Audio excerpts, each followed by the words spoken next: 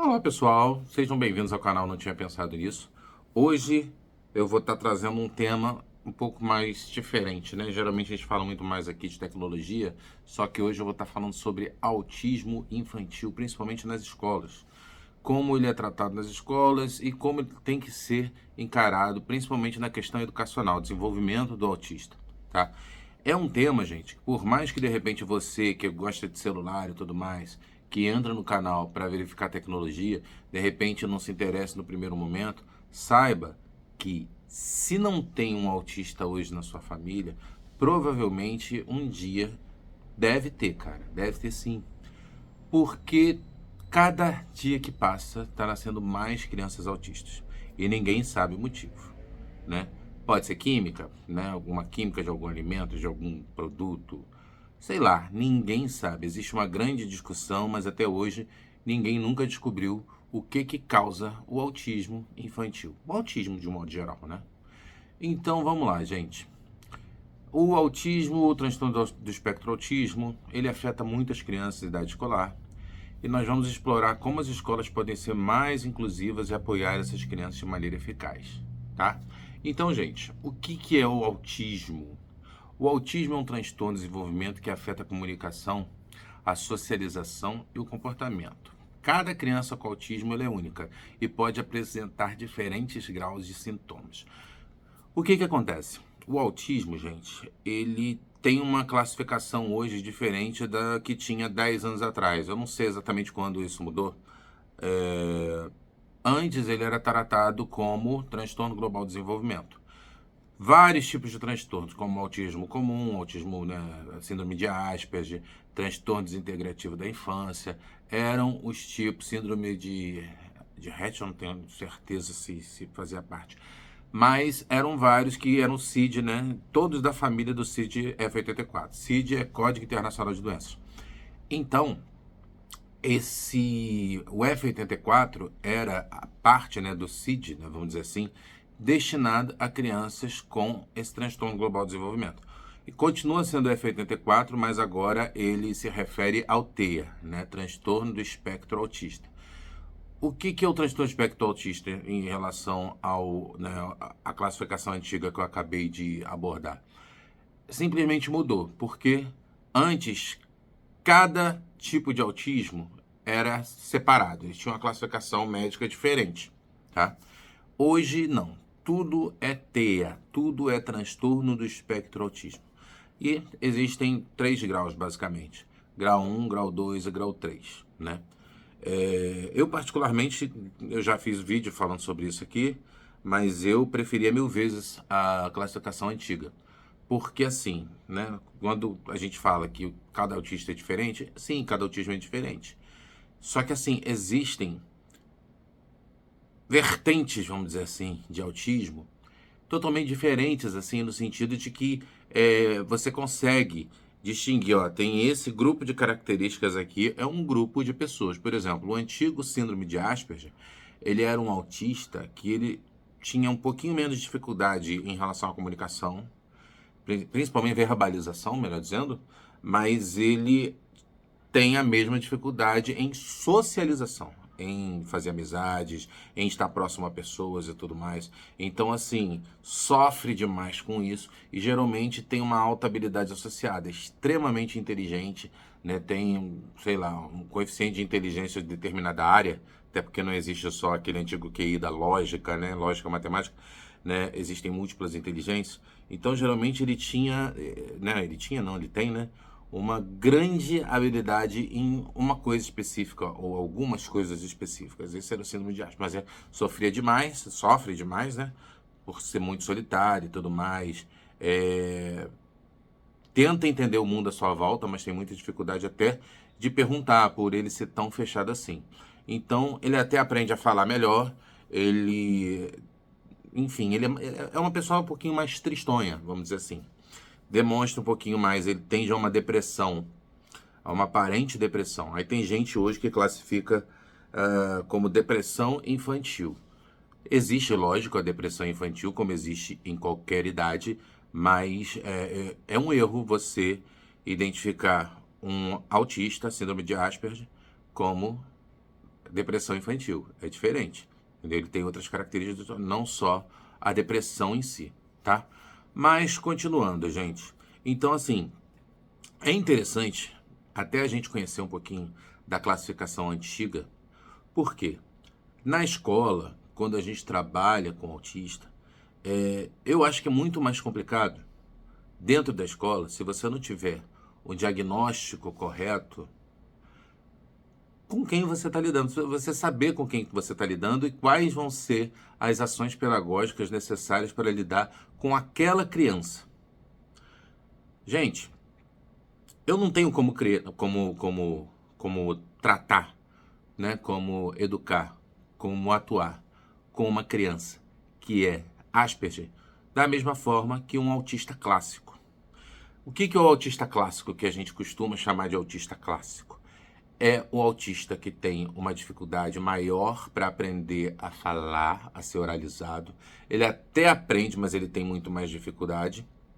Ele geralmente os dois têm a estereotipia, né, que são aqueles movimentos repetitivos, mas geralmente o autista clássico ele se automutila, ele bate cabeça na parede, ele é um pouquinho mais difícil convivência. Ele te utiliza um pouquinho mais a questão de, por exemplo, você para o autista clássico, né, é uma ferramenta. Ele pega a tua mão e usa a tua mão para pegar alguma coisa. Entendeu? Então, assim, o autista clássico ele é bem diferente do Asperger. Entendeu? E tem, né? Aí eu concordo com você, né? Quando a gente fala sobre transtorno do espectro do autismo, que aí sim existem níveis de autista clássico. Tem um autista clássico que é realmente mais leve, tem um outro que é um pouquinho mais agressivo, e tem o outro que é mais ainda. Mas assim, a gente tem que ter muito cuidado com essa palavra de agressividade. A agressividade, ela não é uma coisa assim, o autista, ele é agressivo. Não, não é isso. O autista, ele entra em surto. Que tipo de surto é esse? O que é o surto do autista? Primeiro a gente precisa entender o que é o autismo, principalmente o clássico, tá? Mas isso, assim, é o central em tudo, em todos os autistas. Todos os autistas têm essa característica que é a hiperexcitação cerebral. Então, da mesma forma que você, por exemplo, se a gente chega e fala para você assim, tá escutando esse barulho? Você vai desligar os seus 5 sentidos, cara, os seus outros 4, e vai se ligar na sua audição. E vai procurar ouvir, prestar atenção e ouvir. Então você foca na audição. Você foca na audição. Quando eu falo, tá frio, tá percebendo como é que tá geladinho aqui do ar-condicionado? Você para e foca no ar-condicionado. Isso serve para qualquer coisa. Tá sentindo um cheirinho de comida gostoso? Você para e foca no olfato. Então é mais ou menos assim para tudo. O autista, ele não consegue. O cérebro dele tá focado em tudo ao mesmo tempo. E o corpo dele, sabe, o cérebro dele sabe que isso não é bom. O autista, ele percebe que isso não é bom. Isso o perturba, isso causa sofrimento ao autista. Então, geralmente, o que ele faz? Ele tenta focar em uma coisa. E quando ele tenta focar em alguma coisa, por exemplo, pegar esse pendrivezinho antigo, se ele tenta focar em alguma coisa, foquei, consegui, estou estudando esse material. Aí vem o professor, vem a mãe, não, tira isso daí, menino, vai pegar um livro. Ele entra em surto, por quê? O castelinho de cartas dele tava lá, em pezinho, e ele tava quietinho, prestando atenção no materialzinho que ele tava, né, focado. Se alguém tira, aí sim, aí você desmonta e ele fica agressivo. Por quê? Porque na verdade ele tá entrando em surto, porque ele acabou de perder o foco de onde ele estava. E isso, gente, é uma das maiores, se não a maior dica para você trabalhar com o autista. A gente precisa aprender a respeitar o interesse dele. Mas, Marco, respeitar o interesse do autista não é basicamente, sei lá, não planejar, não fazer um trabalho planejado para lidar com com esse menino, porque assim, gente na escola fala-se muito em planejamento, a gente precisa planejar, olha, vamos trabalhar livro tal, vamos trabalhar capítulo tal, texto tal, enfim, a gente vai trabalhar um vídeo assim, isso é planejamento. Só que com a educação especial, principalmente com um menino que é autista, né, a gente tem que estar um pouquinho mais flexível, por dois motivos. Primeiro, que ele foca. Ele precisa focar, e o foco é bom. E a gente precisa utilizar esse foco. O menino focou lá, sei lá, num livro. Eu já vi isso acontecer em escola. O menino estava no cantinho de leitura mexendo num livro. A professora ficou desesperada porque não era para mexer ali. O planejamento da professora não era para mexer no livro. Então ficou um desespero, aí correndo atrás do menino, o menino em surto, o menino querendo bater, fazer acontecer, correndo pela escola.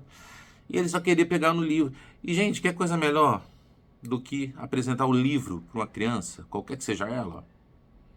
Então a gente precisa ter esse cuidado. É claro que você não vai deixar ele manusear uma faca porque ele está interessado na faca, não é isso?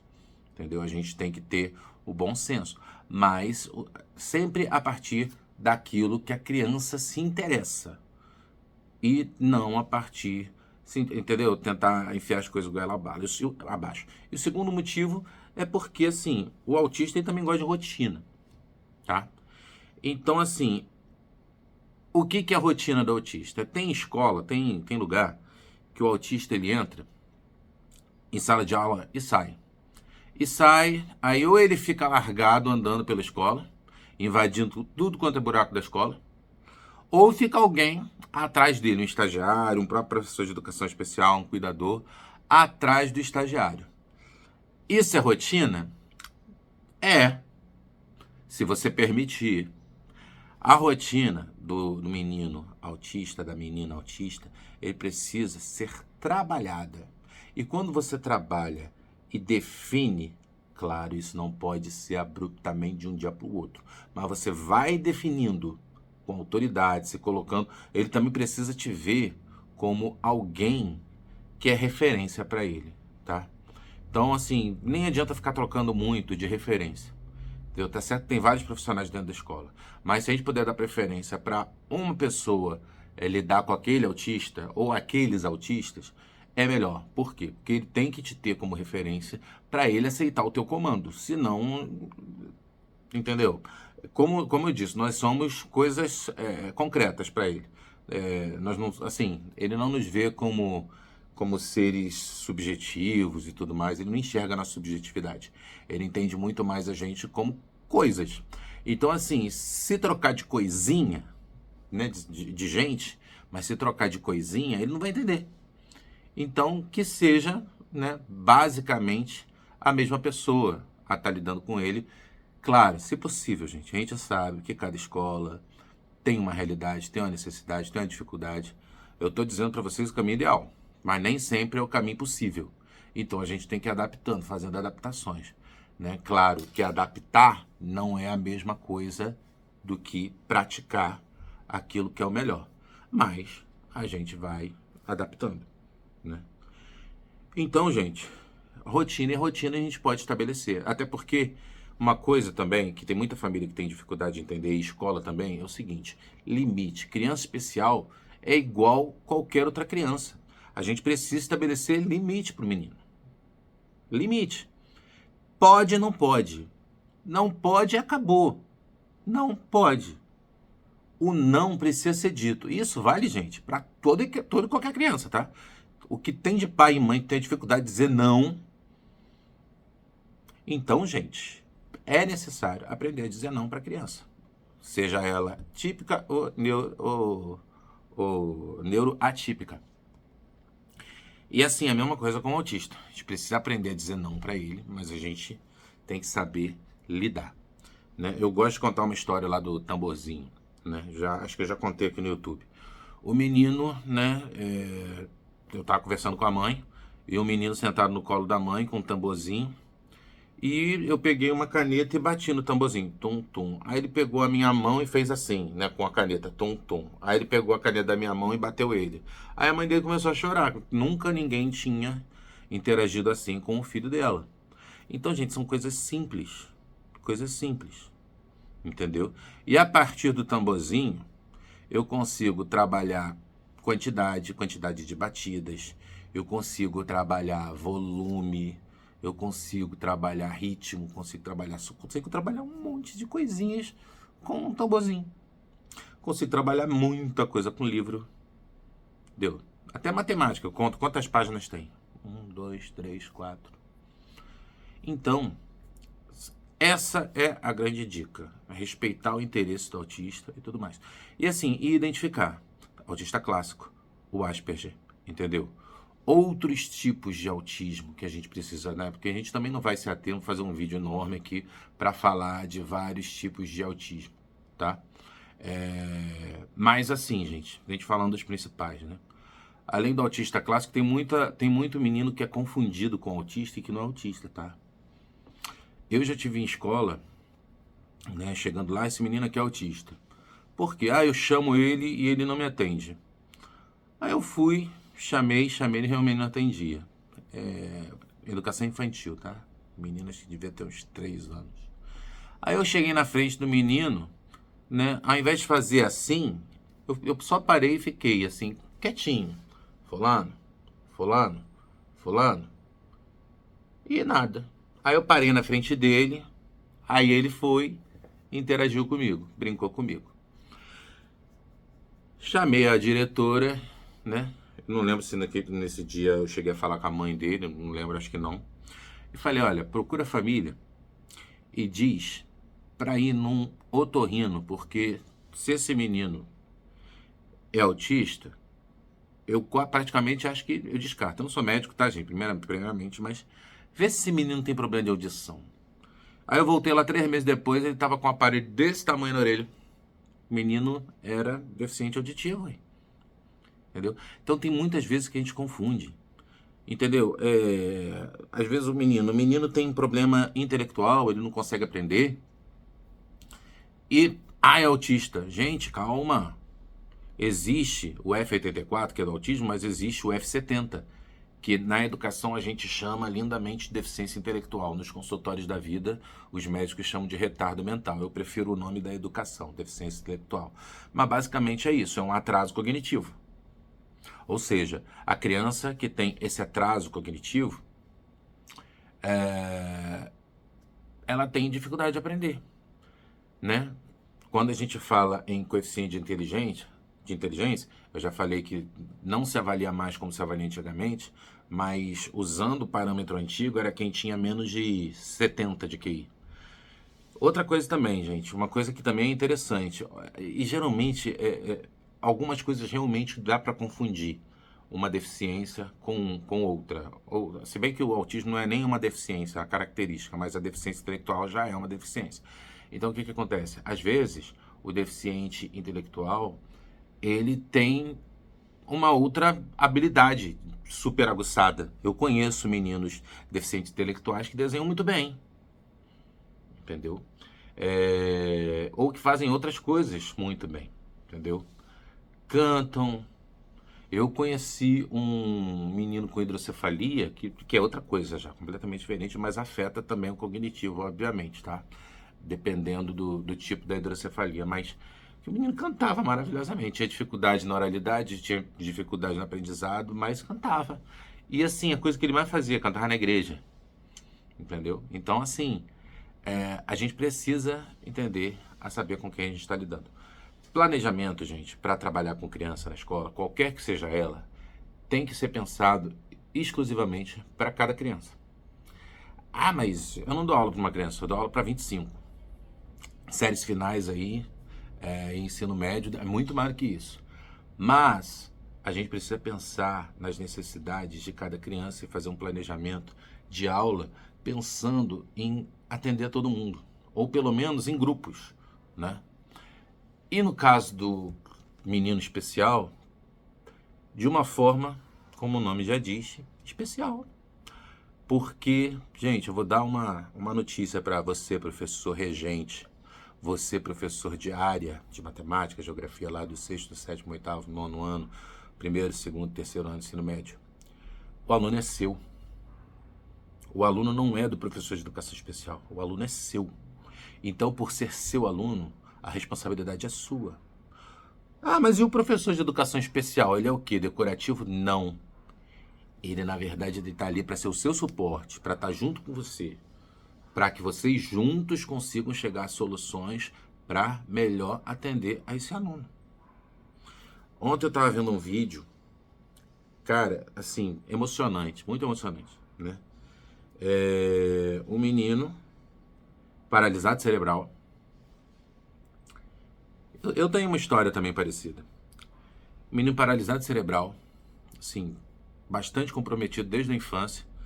Ele começou a se interessar por fisiculturismo. Entrou pra academia, começou a malhar e tudo mais. Aí ele começou a ser apoiado. E o menino, gente, é campeão hoje de fisiculturismo. Claro, dentro de uma categoria especial, mas é campeão. E assim, além de campeão de fisiculturismo, Lecão, procurem na internet aí no Instagram, tá? No Instagram, é Lecão o nome dele. Além de campeão de fisiculturismo, ele com toda aquela dificuldade que ele tem, dificuldade de coordenação motora, ele é designer gráfico, ele vive disso, ele ganha como designer gráfico e é campeão de fisiculturismo. Percebe? Então, assim, eu comecei falando de autismo, acabei indo para outras deficiências, mas, assim, o que é o importante? O que eu quero passar? Eu acho que é o que é mais importante aqui. Gente, a criança especial, de um modo geral, ela precisa que você, ou que alguém, tenha fé nessa criança. O Lecão, ele mesmo estava contando, ele passou lá primeiro, segundo, terceiro, quarto, quinto, sexto, sétimo, oitavo, nono ano, acho que ainda era série ainda, na época dele, né? Acho que era, porque, enfim, ele é novinho também, mas ainda era série. Passou da oitava série, chegou no ensino médio, aí que teve um professor que começou a pegar no pé dele, porque, ó, eu acredito em você e você vai aprender. E ele aprendeu. O menino hoje é designer gráfico e ganha dinheiro, entendeu? Ele não recebe recurso do governo federal. Ele não é patrocinado por outros. Ele simplesmente recebe dinheiro do trabalho dele. Eu não estou criticando quem recebe, não. Tem muita gente que precisa muito, tá? Benefício prestação continuada. Um baita benefício que o governo dá para quem tem uma deficiência. Mas nada como você vencer. E todos eles podem. Educação especial, ela precisa ser voltada não para assistencialismo. Eu vejo muita mãe brigando para o filho ter um estagiário, um cuidador que seja, colado com ele o tempo inteiro na escola. Gente, o seu filho, ele não precisa de muleta. O seu filho, ele precisa de independência. É claro que existem níveis de comprometimento. Existe paralisado cerebral que, para ele precisa de alguém para limpar a babinha dele, para comer, entendeu? Esse vai precisar de um cuidador, tá na lei, é direito dele. Mas todos eles, inclusive esse, precisa ser educado para o nível de autonomia cada vez maior, dentro da sua realidade. Claro que ele não vai sair de uma cadeira de rodas e vai correr uma maratona, sabe, com os dois pezinhos assim, de um dia para o outro, e não sei nem se ele vai conseguir um dia, provavelmente não, tá? Mas ele precisa evoluir. Às vezes a grande evolução é ele conseguir colocar o garfinho na boca, é a grande vitória. Entendeu? E para meninos autistas, né, voltando ao tema autismo, a grande evolução do menino autista é, de repente, ser um grande empresário, ser um grande empreendedor, ser um grande funcionário, ser um grande homem. Porque é possível. Agora, claro, tem níveis de autismo, tem tipos de autismo, cada autista é diferente, sim, entendeu? Mas uma coisa que é fundamental para você entender no processo de desenvolvimento, você que é mãe, você que é pai, você que é responsável por menino autista, uma coisa muito importante para você saber no desenvolvimento dessa criança é o seguinte: o autismo, geralmente a criança ela nasce, né, normalzinha, sem demonstrar nenhum sintoma de nada e tudo mais. De 2 e meio, ele começa a ficar diferente. Ele começa a dar sinais de assim, de uma interiorização, de falta de, sabe, ele demora a falar, aí é a hora que a gente tem, opa, vou levar esse menino no médico. né? Vou procurar ver, vou pedir um relatório lá da creche para saber como é que tá o desenvolvimento dele, como é que tá assim a interação dele com outras crianças. Mas eu digo para vocês, dos 2 anos aos 7, é aonde está o diferencial da vida desse menino. Se ele vai se transformar numa pessoa cada vez mais autônoma, depende mais dessa fase do que das outras. As outras dependem também. Cada dia é uma vitória na vida de uma criança autista, de um homem, de uma mulher autista. Mas essa é a melhor fase. Mas por quê? Porque justamente, imagina só, acabei de explicar, né, a característica do autismo, hiperexcitação cerebral, ele precisa focar, e são todos os estímulos ao mesmo tempo. Então é por isso que ele tem dificuldade de aprender a falar, de aprender a se relacionar, de aprender a entender as coisas. Porque imagina, você vivendo num barulho eterno e infinito, porque a cabeça de um autista é barulhenta. Os olhos incomodam, o ouvido incomoda, o cheiro incomoda, as falas incomodam. É por isso que o autista faz assim, não gosta de barulho, porque incomoda. É muito barulho, ele não gosta de barulho. Então, se a gente consegue fazer um trabalho dos 2 aos 7 anos, que é a hora que ele está conhecendo o mundo e a si próprio, a chance dele desenvolver e se transformar numa pessoa 100% autônoma, 100% autônoma, ou quem sabe até uma pessoa de sucesso, não é pequena, não é. Não estou querendo dar falsas esperanças a quem tem uma criança hiper comprometida, que tem um grau 3, né? A gente sabe, cada um sabe da sua dificuldade. Mas uma coisa é certa, até para esses casos de maior comprometimento, tá? Entre 2 e 7 anos é a chave. Depois, o que a gente vai fazendo é o plus. A gente vai tentando recuperar o tempo perdido. Mas a grande verdade é que de 2 a 7 anos, se você conseguir investir em fazer o seu filho desenvolver, aprender, olha, o que é desenvolver?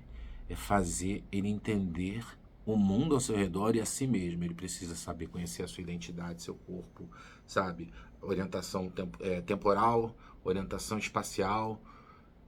Isso ele precisa aprender. Se ele tem essa visão das coisas, automaticamente o resto se torna mais fácil. Porque isso é a base, gente. Uma criança típica, ela primeiro ela começa a observar o espaço, ela começa, claro, ela vai falar, ela vai prestar atenção, ela vai desenvolver afetividade, aí ela vai desenvolver orientação espacial, aí ela vai começar a se equilibrar, ela vai começar a andar, ela vai começar... Nisso ela já está pegando nas coisas, está desenvolvendo coordenação motora. Essa é a dificuldade do autista, porque tudo isso para ele é mais difícil. Então qual é o resultado que se espera? É o que a gente vê. Entendeu? Então, assim, quanto mais difícil é esse desenvolvimento dessa, sabe, dessa observação espacial, né, que é o mundo ao seu redor e dele próprio, tá? Mais difícil vai ser aprender qualquer outra coisa. Porque é o básico, é o básico. Da mesma forma que eu preciso conhecer as letras para poder formar frases, palavras e frases, eu preciso conhecer o mundo ao meu redor para poder ficar de pé.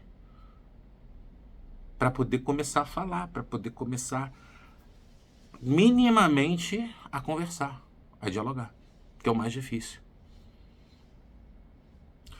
Então, galera, essa foi a conversa. Se vocês gostaram do vídeo, deixa aqui os comentários. Se vocês discordam de alguma coisa, coloca, vamos discutir sobre isso, gente. Assim, mais uma vez eu volto a falar, o canal não é só de tecnologia, não é só, eu não tinha pensado nisso. É falar sobre curiosidades, sobre coisas interessantes, entende? Então, assim, gente, uma última coisa que eu queria fazer é o seguinte. Eu quero fazer rapidinho, só para terminar o vídeo, uma conversa aqui com o ChatGPT. Eu tô com outro celular aqui do lado. Deixa eu ver se eu consigo me conectar. Sobre o autismo. Vamos ver o que ela tem a dizer para nós. E, gente, mais uma vez, enquanto isso, se inscreve no canal, deixa o like, tá bom? E compartilhe esse vídeo nas redes sociais e com os professores que você conhece para que eles possam estar junto, estar aprendendo também, desenvolvendo. Porque assim, gente, eu sei o quanto é difícil trabalhar nessa área. Muita gente tem muita dificuldade. Oi, ChatGPT, tudo bem com você? Tudo ótimo.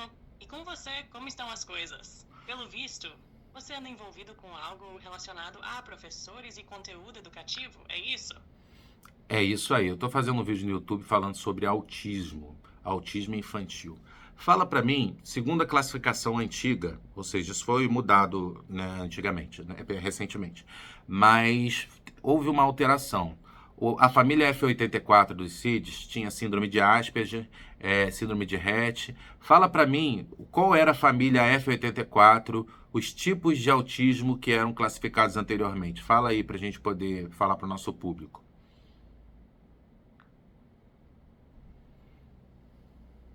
A classificação antiga, baseada na CID-10, agrupava os transtornos globais do desenvolvimento na família F84. Esses transtornos incluíam diferentes tipos de condições que hoje estão integradas no transtorno do espectro autista, TEA. Na F84, tínhamos Menes F84.0, autismo infantil, F84.1, autismo atípico, F84.2, síndrome de Rett, F84.3, outro transtorno desintegrativo da infância, psicose desintegrativa, F84.4, transtorno de hiperatividade associado mental e movimentos estereotipados, F84.5, síndrome de Asperger, F84.8, outros transtornos globais do desenvolvimento, F849, transtorno global do desenvolvimento não especificado. Com as mudanças no DSM-5, essas condições passaram a ser consideradas parte de um espectro único, o TEA, para facilitar o diagnóstico e reduzir a fragmentação entre categorias. Isso também permitiu reconhecer que essas condições variam em intensidade, mas compartilham características centrais, como dificuldades na comunicação social e padrões restritivos de comportamento. Eu estava conversando aqui com o pessoal justamente fazendo uma crítica sobre essa mudança que houve na padronização, na classificação dos autistas, né? Porque assim, antes você separava os autistas em grupo. E assim, melhorou muito para o médico diagnosticar, né? Porque se tudo é TEA, fica fácil. Essa criança tem TEA. Agora, a partir do momento que você muda essa classificação para TEA, isso na escola fica um pouquinho mais complicado, porque eu preciso saber exatamente com quem eu estou lidando.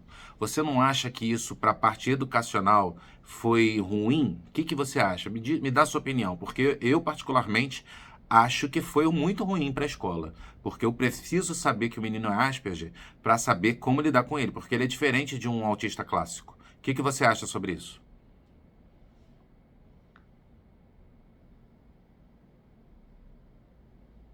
Eu concordo que, do ponto de vista educacional, a mudança pode ter trazido desafios. Na prática pedagógica, cada criança é única, e entender se um aluno tem características mais próximas da antiga síndrome de Asperger ou do autismo clássico é essencial para adaptar o ensino. Com a unificação no TEA, perde-se um pouco essa clareza, e isso pode dificultar o planejamento individualizado. Afinal, uma criança com Asperger pode ter alto rendimento cognitivo, mais dificuldades sociais, enquanto uma com autismo clássico pode precisar de um suporte mais intenso em várias áreas. Por outro lado, a nova classificação tentou evitar rótulos rígidos e reconhece que as manifestações do espectro são muito variadas e dinâmicas. A ideia era reduzir o estigma e oferecer mais flexibilidade na abordagem dos casos. Porém, na prática, se o diagnóstico fica muito amplo, profissionais da educação acabam precisando de mais informações para entender cada aluno a fundo, o que nem sempre é bem comunicado pelos laudos. Então, acho que o ideal seria ter mantido as subcategorias como uma referência secundária, mesmo dentro do TEA, para facilitar o trabalho dos educadores e garantir um atendimento pedagógico mais assertivo. É interessante o que você está falando, porque assim, eu sempre defendi muito que o professor, e não só o de educação especial, como professor de sala de aula também, regente, professor de área, ele precisa ter o conhecimento da educação especial e das nuances do autismo, de todos os tipos de autismo, justamente para saber diagnosticar o que, não diagnosticar a doença, mas diagnosticar o tipo de atendimento pedagógico que é dado para essa criança, entende? Então, assim, é muito interessante ouvir você falando e eu queria que você fizesse considerações finais em relação a isso e qual você acha que é a melhor maneira de interagir com esses alunos, com um aluno que é autista, que pertence ao transtorno, está dentro do espectro autista.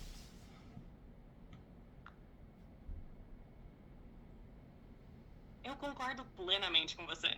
É essencial que todos os professores, não apenas os de educação especial, tenham pelo menos uma formação básica sobre o TIA. Cada aluno no espectro tem suas particularidades. Entender essas nuances faz toda a diferença para criar estratégias pedagógicas eficazes. Como você bem colocou, não se trata de o professor ser o responsável pelo diagnóstico clínico, mas sim de identificar as necessidades educacionais e adaptar as práticas de ensino. Para interagir bem com esses alunos, acho que o mais importante é desenvolver 3 pilares: empatia, flexibilidade e comunicação clara. O professor precisa observar o aluno com sensibilidade, buscando entender seus gatilhos e preferências. Estar aberto para adaptar o método de ensino é crucial, seja oferecendo diferentes formas de avaliação, seja criando rotinas estruturadas que proporcionem segurança. Além disso, a parceria com a família e com outros profissionais é fundamental. Os pais, terapeutas e psicólogos podem dar insights valiosos que ajudam o professor a entender melhor como aquele aluno aprende.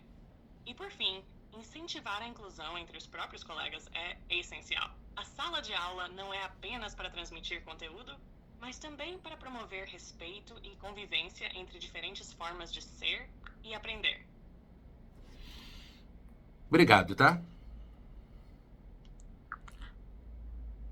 Could you clarify what you mean by which can be? Respondeu em inglês. Ai, pronto. Então, gente, uma máquina, inteligência artificial, nunca pisou na sala de aula, entendeu?